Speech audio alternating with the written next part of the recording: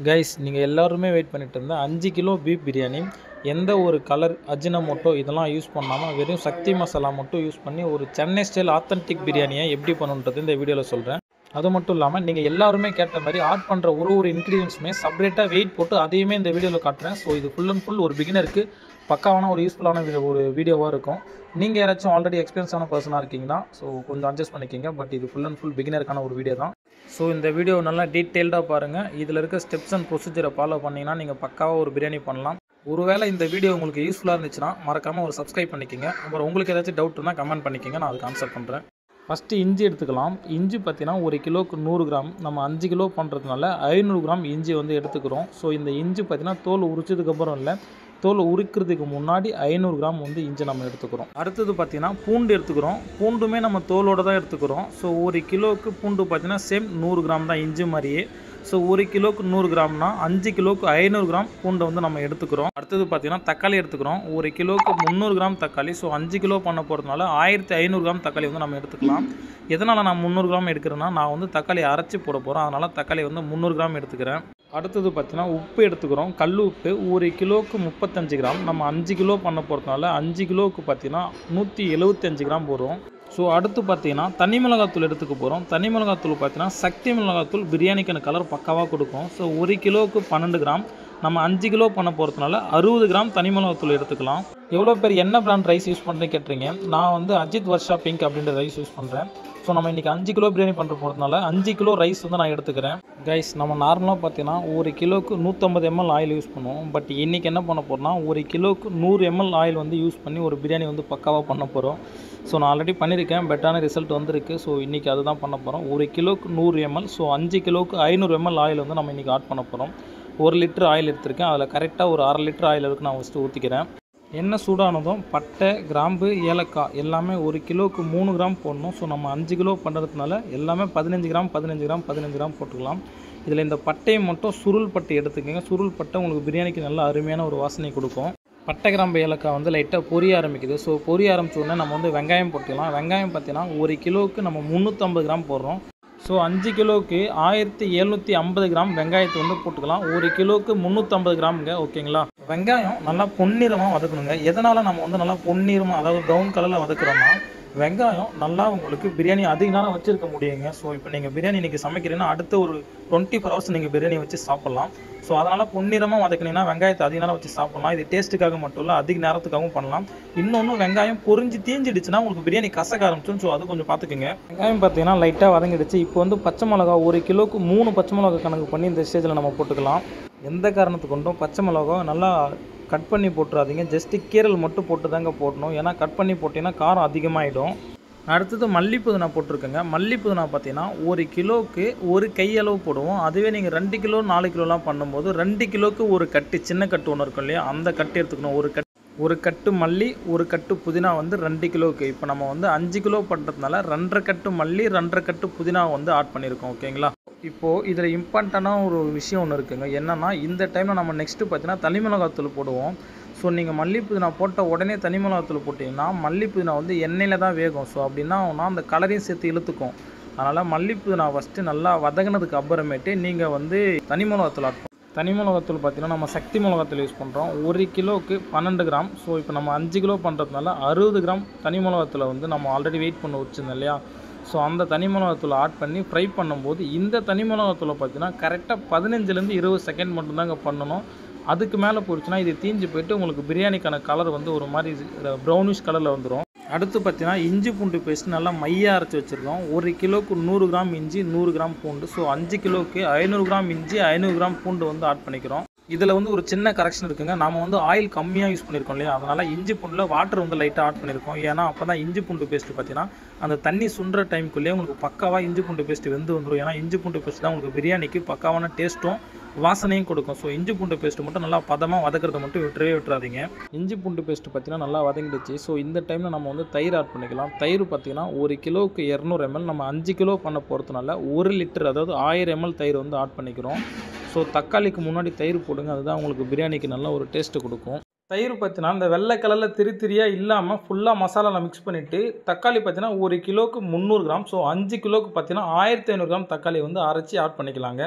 இந்த தக்காளி எதுக்காக நம்ம அரைச்சி போகிறோன்னா, அரைச்சி போட்டிங்கன்னா யாருமே உங்களுக்கு தக்காளி வந்து சைடில் எடுத்து வைக்க மாட்டாங்க. 2வது மசாலா அதிகமாக கிடைக்கும். 3வது பார்த்தீங்கன்னா டேஸ்ட்டுமே நல்லா இருக்குங்க உங்களுக்கு தக்காளி அரைச்சி போகிறதுனால. அடுத்து பார்த்தீங்கன்னா உப்பு ஆட் பண்ணிக்கலாங்க. 1 கிலோவுக்கு 35 கிராமுங்க உப்பு. ஸோ நம்ம வந்து 5 கிலோ பண்ண போகிறதுனால 175 கிராம் போட்டுக்கலாங்க. ஓகேங்களா? அதே டைமில் இந்த உப்பு பார்த்தீங்கன்னா நீங்கள் கறிக்கு முன்னாடி தாங்க போடணும். கறிக்கு அப்புறம் போட்டுட்டிங்கன்னா கறி உள்ளே ஒரு மாதிரி சப்புன்னு இருக்க மாதிரி இருக்கும். இதுவே நீங்கள் மசாலாவில் உப்பு போட்டுட்டிங்கன்னா இந்த மசாலா ஃபுல்லாக கறி கூட ஊறும்போது உங்களுக்கு கறி எடுத்து சாப்பிட்டீங்கன்னா கறி நல்லா புளிப்பு காரம் உப்போடு இருக்கும். ஓகேங்களா கைஸ்? நம்ம வந்து பார்த்திங்கன்னா ஃப்ரீயாக வந்து பிரியாணி பிஸ்னஸ் ட்ரைனிங் வந்து கொடுத்துட்ருக்கோம். ஸோ உங்களுக்கு யாருக்காச்சும் அந்த ட்ரைனிங் வந்து ஃப்ரீயாக வேணும்னு நினைக்கிறீங்கன்னா மறக்காமல் நம்ம சேனலில் வந்து நம்மளோட கான்டாக்ட் நம்பர் இருக்குது, டிஸ்கிரிப்ஷன்லையுமே கொடுக்குறோம். அப்படி இல்லைனா இன்ஸ்டாகிராமில் ஹட் பிரியாணின்னு சொல்லி சர்ச் பண்ணுங்கள், வரும். ஸோ டிஎம் பண்ணுங்கள். உங்களுக்கான ஃப்ரீ ட்ரைனிங்காக இருக்கட்டும், நீங்கள் வந்து பிஸ்னஸ் பண்ண போகிறீங்க, அது எப்படி சக்ஸஸாக பண்ணணும், அது எல்லாத்தையுமே நான் உங்களுக்கு வந்து இன்ஸ்ட்ரக்ஷன் பண்ணுறேன் அண்ட் கைட் பண்ணுறேன். மறக்காமல் நம்மளோட வீடியோவை வந்து சப்ஸ்கிரைப் பண்ணிக்கோங்க. அடுத்து பார்த்தீங்கன்னா அலசி வச்சுருக்க பீஃப் வந்து ஆட் பண்ணிக்கிறேன். இந்த கறியில் ஒரு சின்ன டிஃப்ரென்ஸ் இருக்குங்க. என்னென்னா சிக்கனை பொறுத்த வரைக்கும் எத்தனை கிலோ சமைக்கிறீங்களோ அத்தனை கிலோ கறி போடணும். பட் பீஃபும் மட்டனும் பொறுத்த வரைக்கும் நீங்கள் ஒரு 5 கிலோ சமைக்கிறீங்கன்னா 4 கிலோ கறி 4.25 கிலோ கறி போட்டால் போதும். ஸோ நாம் பார்த்தீங்கன்னா இங்கே வந்து 4 கிலோ பீஃப் வந்து போட்டிருக்கோம். மசாலாவில் கறியை ஆட் பண்ணதுக்கு அப்புறமேட்டு மினிமமாக ஒரு 10 நிமிஷம் வந்து பார்த்திங்கன்னா கறியும் மசாலாவும் ஒன்றா வேக வைக்கணுங்க. எதனாலனா இந்த டைமில் நீங்கள் வேக வச்சா தான் உங்களுக்கு பிரியாணி சரியான டேஸ்ட்டு கொடுக்கும். எப்படின்னா டேஸ்ட்டு கொடுக்குன்னு கேட்டிங்கன்னா, இப்போ இது வந்து பீஃபுங்களா, ஸோ பீஃபு மட்டன்லாம் பார்த்திங்கன்னா கொழுப்பு இருக்கும். லைக் இந்த கறியிலேருந்து தண்ணி மாதிரி வரும். அதே மாதிரி பார்த்திங்கன்னா கொழுப்புலேருந்து எண்ணெய் மாதிரி வரும். அது வந்து மசாலாக்குள்ளே இறங்கும். இந்த மசாலாவில் இருக்க காரம், புளிப்பு, அப்புறம் உப்பு, இது எல்லாம் கறி உள்ளே இறங்கும். ஸோ இதனால தான் ஒரு கறி எடுத்து சாப்பிட்டு பார்த்தீங்கன்னா உங்களுக்கு கறி வந்து நல்லா மசாலாவோடு இருக்க மாதிரி இருக்கும். உள்ளுக்குள்ளே உப்பு இருக்கும், காரம் இருக்கும். நீங்கள் அந்த மசாலா எடுத்து பார்த்தீங்கன்னா கறியோட வாசனை வரும். ஸோ இந்த டைமில் ஒரு 10 நிமிஷம் குறைஞ்சபட்சம் வேக ஓட்டினா உங்களுக்கு பிரியாணிக்கான டேஸ்ட்டு பக்காவாக கிடைக்கும். வாட்ரு பார்த்தீங்கன்னா 1 கிலோவுக்கு 900 ml ஆட் பண்ணலாம். எதனாலனா பீஃப் வந்து அதிக நேரம் வேகும் இல்லையா? ஸோ அந்த டைமில் அந்த மசாலா வந்து சுண்டி திரும்பி உங்களுக்கு 800 ml கணக்குக்கே வந்துடும். ஸோ அதனால் 1 கிலோவுக்கு 900 ml ஊற்றணும் பீஃபுக்கும் மட்டனுக்கும். ஓகேங்களா? தண்ணி 1 கிலோவுக்கு 900 ml சொன்னேன். ஸோ 5 கிலோ பண்ண போகிறதுனால 4.5 லிட்டர் வந்து தண்ணி ஊற்றிக்கிறோம். இதில் ஒரே ஒரு சின்ன கரெக்ஷன் என்னென்னா, நீங்கள் சிக்கன் பிரியாணி பண்ண போகிறீங்கன்னா 800 ml ஊற்றுறலாம். அந்த 800 ml ஒரு 50 ml கம்மி பண்ணி அதில் லெமன் ஆட் பண்ணணும். ஆனால் பீஃப் பிரியாணியை பொறுத்த வரைக்கும் இந்த 900 ml ஊற்றுறீங்களா, இது இல்லாமல் 1 கிலோவுக்கு 50 ml எடுத்து அந்த 50 ml பார்த்தீங்கன்னா நீங்கள் லெமன் வந்து ஆட் பண்ணிக்கிறோம். ஓகேங்களா? லெமன் பார்த்தீங்கன்னா 1 கிலோவுக்கு 1 லெமன் எடுத்துக்கணுங்க. இப்போ நம்ம 5 கிலோ பண்ணுறதுனால பல்காக போகும்போது அந்த அளவில் வந்து 1 லெமன் கம்மி பண்ணி போட்டுக்கணும். ஓகேங்களா? ஸோ 5 கிலோவுக்கு 4 லெமன் வந்து வாட்டரில் வந்து கரைச்சி வச்சு அதை வந்து ஊட்டுறோம். ஏன்னா புளிப்பு வந்து அதிகமாக ஹார்டாகக்கூடாதுன்னு. 2வது அந்த லெமனை நீங்கள் புளியும் போது ரொம்ப ஹார்டாக புளியாதீங்க. ஏன்னா லெமனோட தோலில் பார்த்தீங்கன்னா கசப்பு இருக்கும். அங்கே லெமன் ஆட் பண்ண உடனே இங்கே நம்ம வடிக்கிறதுக்கு வச்சிருந்த தண்ணியில் பார்த்தீங்கன்னா அரிசியை போட்டுக்கலாம்.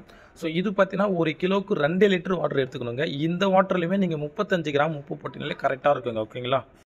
ஸோ ஒரு 10 நிமிஷம் அந்த மாதிரி ஆச்சு, நல்லா கொதிச்சிடுச்சு. ஸோ இந்த டைமில் உப்பு இருக்கான்னு செக் பண்ணிவிட்டு நாம் வந்து இந்த கறி வந்து வெந்திருக்கா இல்லைன்னு பார்த்துக்கலாம். ஆமாங்க, ஏன்னா கறி வந்து இது பீஃப் இல்லைங்களா? பீஃபாக இருந்தாலும் மட்டனாக இருந்தாலும் கறி வெந்திருக்கா இல்லையான்னு நீங்கள் அந்த கறியை எடுத்து ஒரு 3 பீஸ் கிட்ட பார்த்தீங்கன்னா பச்சை தண்ணியில் போட்டு உடச்சி பார்க்கணுங்க. அப்படி உடச்சி பார்க்கும்போது கறி வெந்து இருக்குன்னா நீங்கள் அந்த கறியை வந்து அப்படியே வந்து உள்ளே போட்டுட்டு நெக்ஸ்ட்டு ஆஃப் பாயில் பண்ண அரிசியை வந்து ஆட் பண்ணி தம் போட்டுடணும். ஒரு வேளை கறி வேகலைன்னா நீங்கள் என்ன பண்ணணும்னா அந்த கறியோட ஹார்ட்னஸுக்கு ஏற்ற மாதிரி வாட்டரை வந்து ஆட் பண்ணணும். லைக் அந்த கறி வந்து ரொம்ப ஹார்டாக இருக்குன்னா ஒரு 1 லிட்டரோ 1/2 லிட்டரோ அந்த மாதிரி ஆட் பண்ணணும். அதாவது 5 கிலோவுக்கு.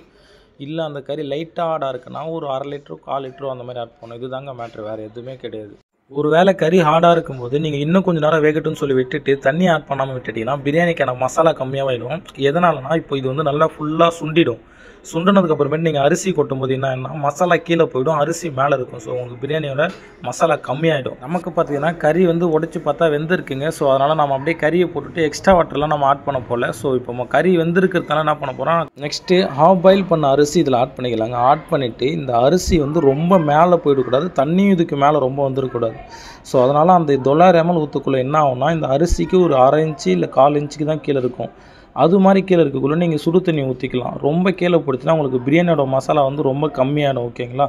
ஸோ அதனால் கரெக்டாக இருக்க மாதிரி பார்த்துக்குங்க, இல்லைனா பிரியாணிக்கு மசாலா கம்மியாக போயிடும். அதுக்கப்புறம் இந்த மாதிரி லெவலாக வச்சுக்கணும். அதாவது அரிசியும் வாட்டரும் ஒரே லெவலில் இருக்க மாதிரி வச்சுட்டு 20 நிமிஷம் தம் போட்டிங்கன்னா உங்களோட பிரியாணி பக்காவாக ரெடியாக வந்து நிற்குங்க. எவ்வளோதாங்க தம் முடிஞ்சிச்சு. ஸோ தம் முடிச்சோடனே ஓப்பன் பண்ணும்போது பார்த்தீங்கன்னா கரண்டி வச்சு இது மாதிரி 4 பக்கமும் வந்து பார்க்கணும் உள்ளக்குள்ளே தண்ணி இருக்கா இல்லையா அப்படின்றத. ஒரு பக்கம் மட்டும் செக் பண்ணாமல் 4 பக்கம் வந்து ஓப்பன் பண்ணி பார்க்கணும் உள்ளுக்குள்ளே தண்ணி இருக்கா இல்லையான்றதை பார்த்துட்டு ஓகே தண்ணி இல்லைனா தம் பக்காவாக வந்துருக்குன்னு அர்த்தம். லைட்டாக தண்ணி வருதுன்னா இன்னும் ஒரு 2-3 நிமிஷம் எக்ஸ்ட்ரா வச்சுட்டு நீங்கள் தம் போட்டுவிட்டு அதுக்கப்புறம் எடுத்து கொடுக்க ஆரம்பிச்சிடலாம். ரைஸ் அப்படியே திருப்பி போட்டுட்டோம், ஃப்ளிப் பண்ணி விட்டுட்டு அதுக்கப்புறம் பார்த்தீங்கன்னா மேலே லைட்டாக மல்லிப்பூ புதினா தூவி விட்டு இது நீங்கள் வந்து சர்வ் பண்ண ஆரம்பிச்சிடலாங்க. ஸோ கைஸ், உங்களுக்கு இந்த வீடியோவில் எதனாச்சும் ஒரு நாலேஜ் கிடச்சிருக்கு, இல்லை பிரியாணி கற்றுக்கிறதுன்றதை நீங்கள் ஒரு ஈஸியாக கற்றுக்கிட்டிங்கன்னா மறக்காமல் நம்ம வீடியோ வந்து சப்ஸ்கிரைப் பண்ணிக்கிங்க. அண்ட் உங்களுக்கு யாருக்காச்சும் ஃப்ரீயாக பிரியாணி ட்ரைனிங் வேணும், இல்லை பிஸ்னஸ் பண்ணுறதுலாம் எப்படி பண்ணுன்ற ஐடியாஸ் வேணும்னு சொல்லி நினச்சிங்கன்னா மறக்காமல் நம்மளோட சேனலில் பார்த்தீங்கன்னா கான்டாக்ட் நம்பர் இருக்குது. ப்ளஸ் இந்த வீடியோவுக்கு டிஸ்கிரிப்ஷன்லேயும் என்னோடய கான்டாக்ட் நம்பர் கொடுக்குறேன். ஸோ உங்களுக்கு யாருக்காச்சும் இந்த ட்ரைனிங் பிஸ்னஸ் எப்படி பண்ணணுன்ற டீட்டெயில்ஸ் வேணால் மறக்காமல் எனக்கு கான்டாக்ட் பண்ணுங்கள். அப்படி இல்லைனா இன்ஸ்டாகிராமில் ஹட் பிரியாணின்னு போட்டிங்கன்னா நம்மளோட சேனல் வந்து வருங்க. ஸோ அது மூலிமா கூட நீங்கள் வந்து என்னை கான்டாக்ட் பண்ணலாம். உங்களுக்கு யாருக்காச்சும் இந்த வீடியோ வந்து நல்லா யூஸ்ஃபுல்லாக இருந்துச்சுன்னா கொஞ்சம் மறக்காமல் நம்ம வீடியோ வந்து சப்ஸ்கிரைப் பண்ணிக்கோங்க. உங்கள் ஃப்ரெண்ட்ஸுக்கும் யாருக்காச்சும் இந்த வீடியோ வந்து ஷேர் பண்ணி விடுங்க.